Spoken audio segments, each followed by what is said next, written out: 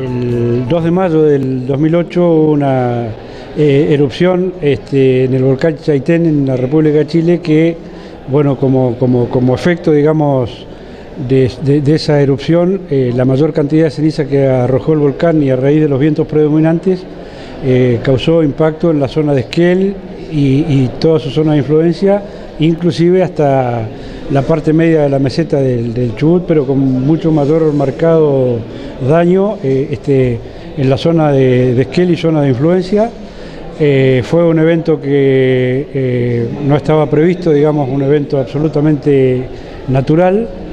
Según los estudios que se hicieron de ese volcán, hacía muchas centurias de años que ese volcán no registraba ningún tipo de actividad, por lo tanto fue un evento absolutamente sorpresivo y bueno, a partir de allí hubo que armar procedimientos y métodos de trabajo que permitieran mitigar el efecto de estas cenizas sobre la población de toda la franja de la cordillera. No distingue entre fronteras y nacionalidades, porque del otro lado de la cordillera ya se están sintiendo también los estragos, los efectos, está llegando la ceniza y el humo. ¿Qué está pasando en Trevelin, también en la ciudad de Esquel, de todo eso que está ocurriendo allá y que ha llevado a la presidenta argentina a comunicarse con nuestra mandataria? Nos informa Anuar Farrán.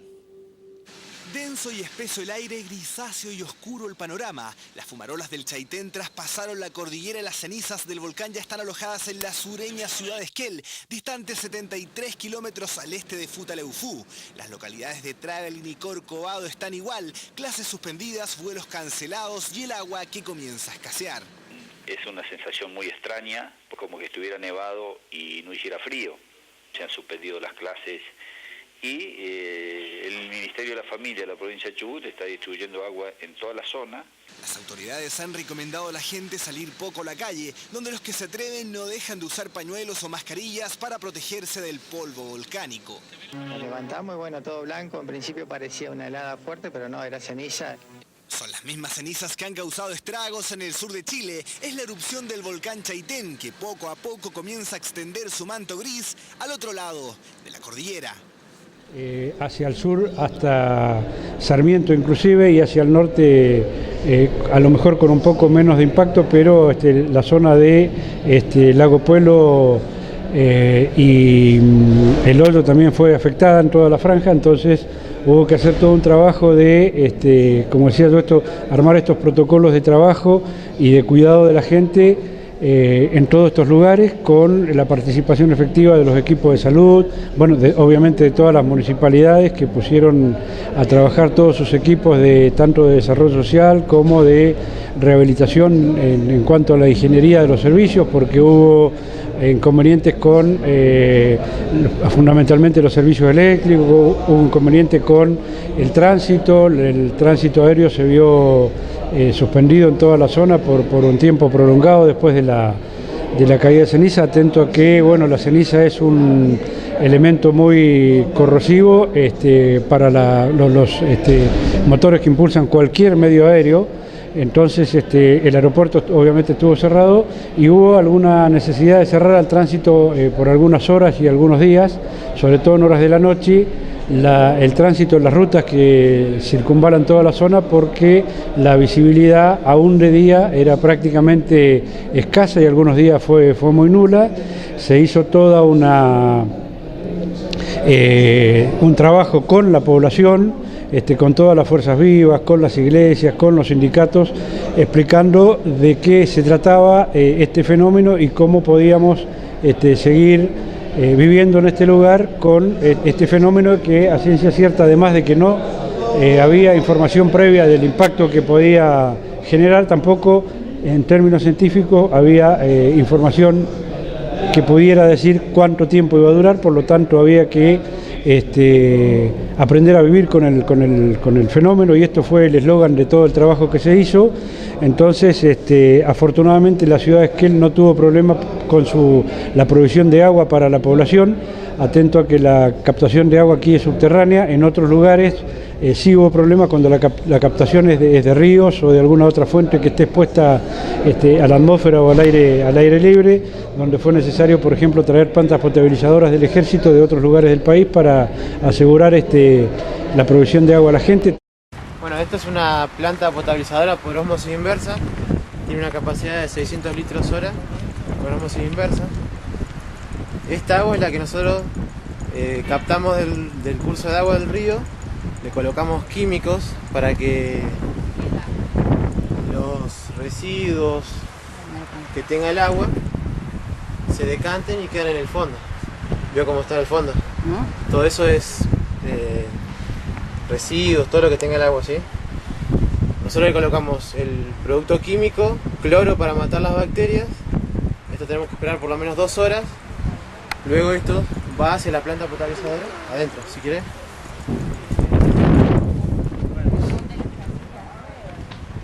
Acá lo que en sí lo que es, pasa por un filtro de 60 micrones, que está acá, como si fuera un filtro de lavarropa, ¿sí?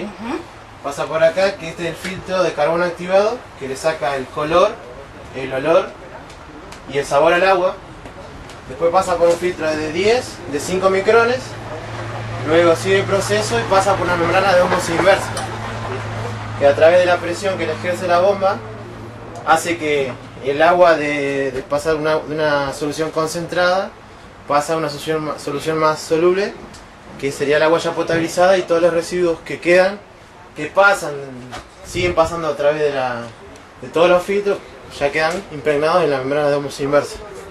Y luego de acá pasa al pletón de almacenamiento, ¿sí? Ya acá nosotros le tenemos que agregar el cloro, ya va por un dosificador que está ahí abajo, sale con el cloro necesario para el consumo humano, depende de lo que diga Servicios Públicos de la localidad. Ellos están poniéndole cloro de 2 al 2%, ¿sí?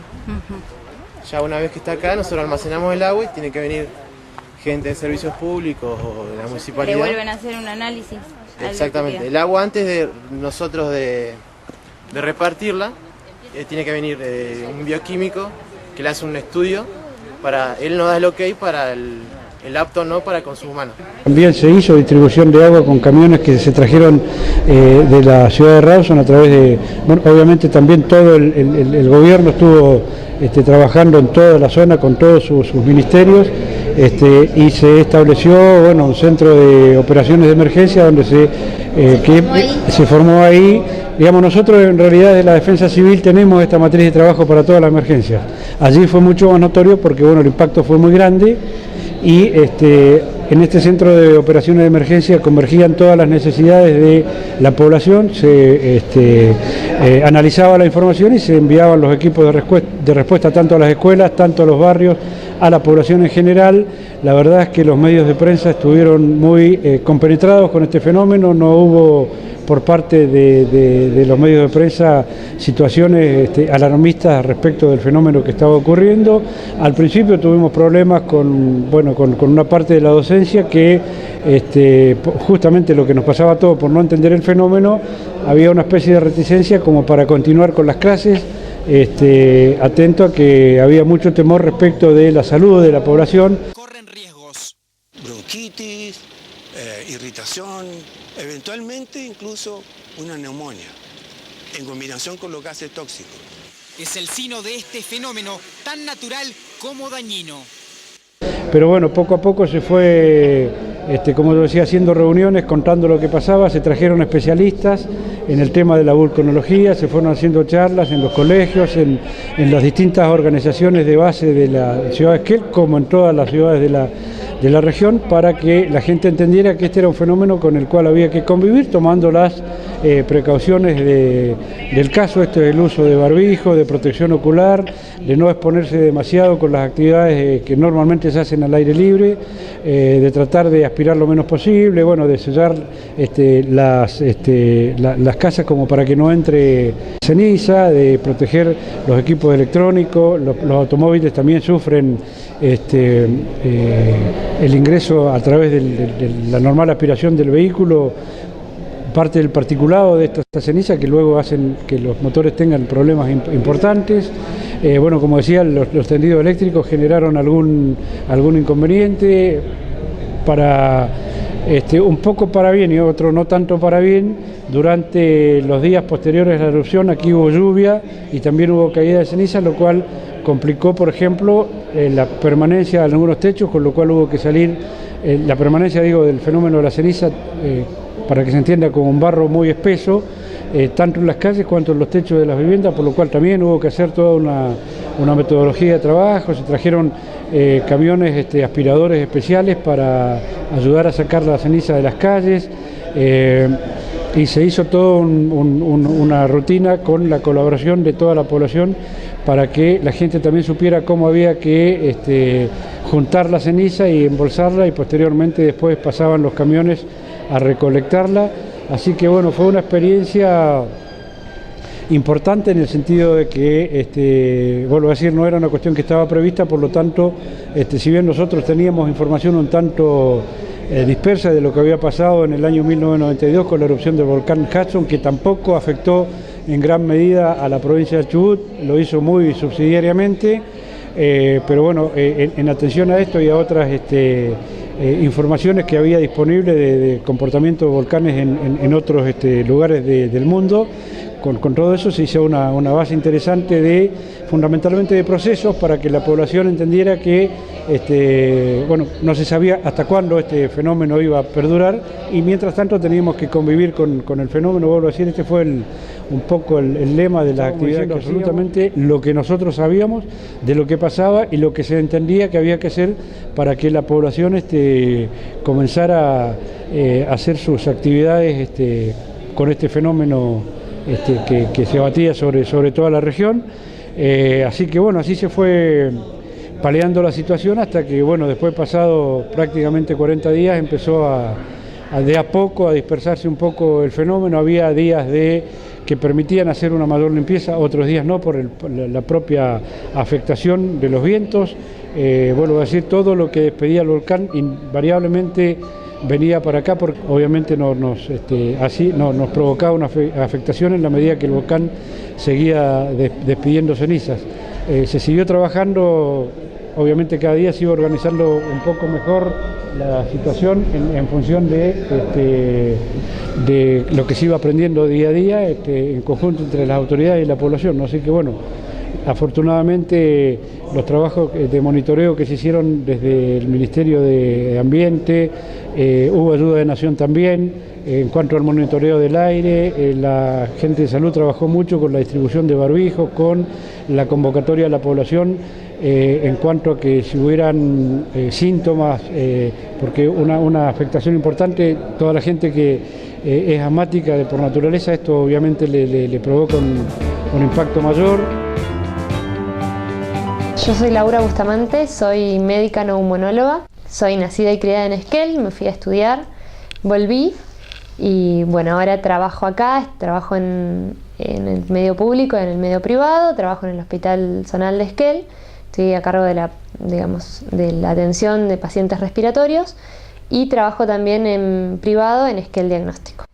Hoy por hoy, 5 o 6 años después de la caída de las cenizas, estoy empezando a encontrarme con los pacientes o con las personas que estuvieron expuestas a las cenizas del volcán.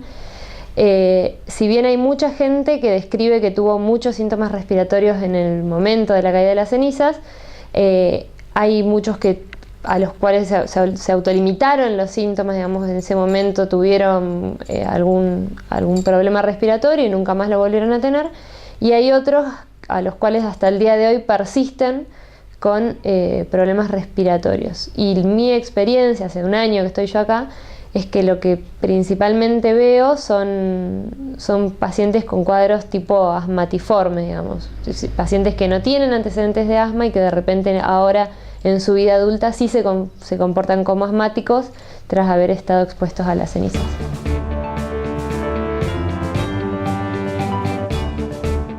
El sílice y los pulmones tienen una relación bastante íntima, ¿sí?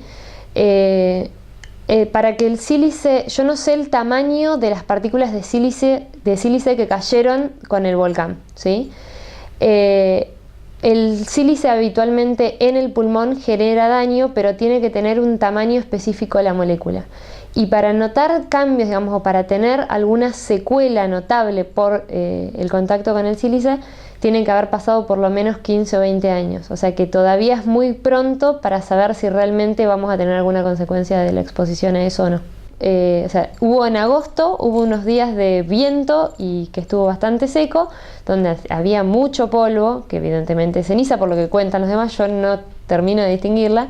Y esa semana tuve una cantidad impresionante de pacientes con síntomas respiratorios y sobre todo alérgicos y así de broncoespasmo, y aparentemente es medio una constante, porque todos lo que me cuentan es cada vez que hay cenizas me pasa esto. Exponerse lo menos posible, quedarse más en la casa, y sí, el tema de regar, de mojar y eso hace que las cenizas no estén volando y estar un poco menos expuestos.